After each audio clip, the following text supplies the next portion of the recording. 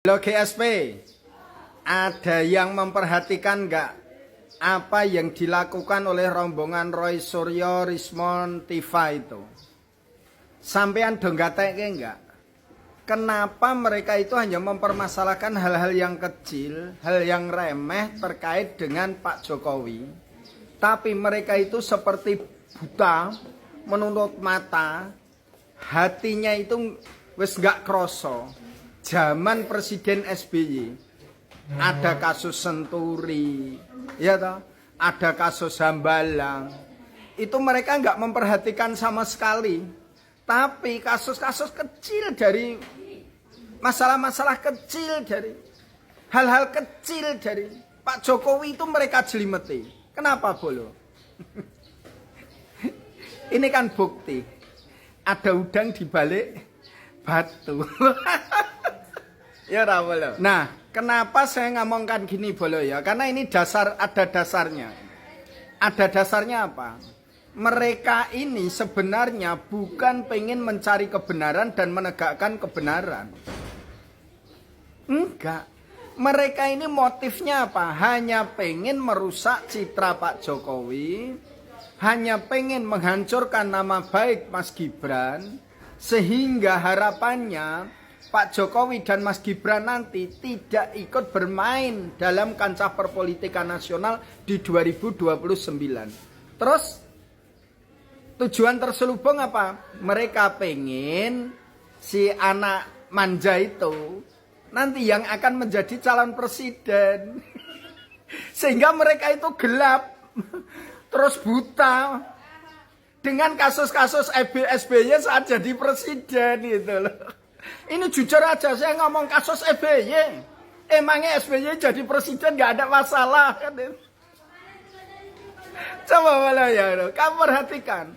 Nah terus kenapa yang diangkat permasalahan yang sepele? Karena tingkat kepercayaan masyarakat Indonesia terhadap Pak Jokowi itu luar biasa. Sudah tidak menjabat aja masih 70% lebih. Sehingga mereka itu seakan-akan ketertakutan. Main politik takut sebelum maju. Kenapa gitu loh? Karena masyarakat itu sudah terlanjur muncul di stigma ini adalah Jokowi. Sehingga pengen merusak sebagaimanapun caranya merusak Pak Jokowi. Sehingga karena yang cinta kepada Pak Jokowi itu masyarakat biasa. Sehingga yang diangkat adalah kasus-kasus kecil. Contohnya apa? Ijazah. Ya kan? Sekolah kok ijazah jadi masalah. Itu kan halnya sebenarnya coba perhatikan kan itu.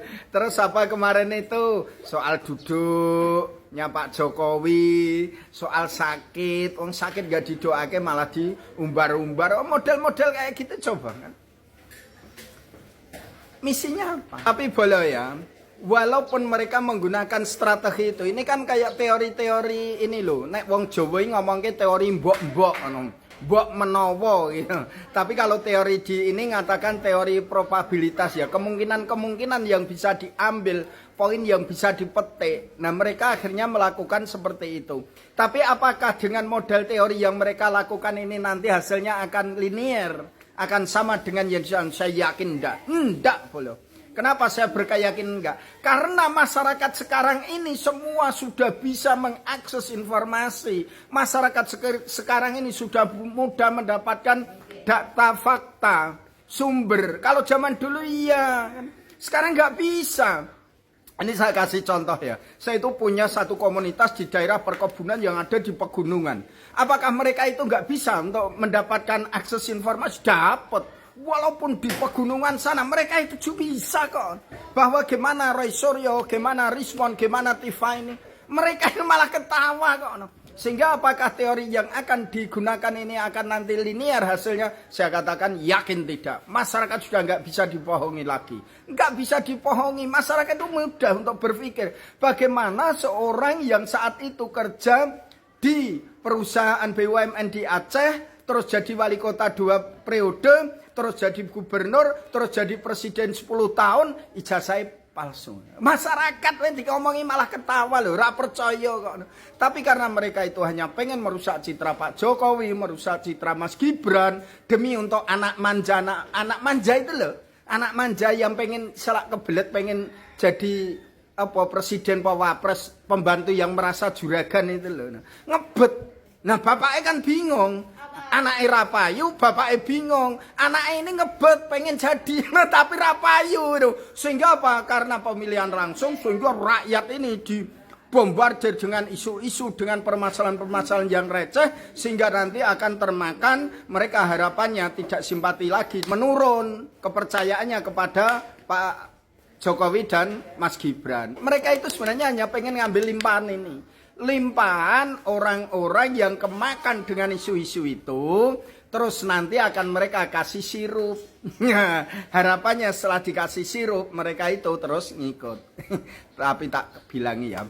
Masyarakat sekarang tidak sebodoh yang kamu pikirkan. Mbok pikir masyarakat ini bodoh. Masih ingat Hambalang, masih ingat Wisma Atlet, masih ingat Senturi. Kita buktikan Bolo nanti, lihatlah ya. Oke Bolo, tetap semangat, mantap. Yes.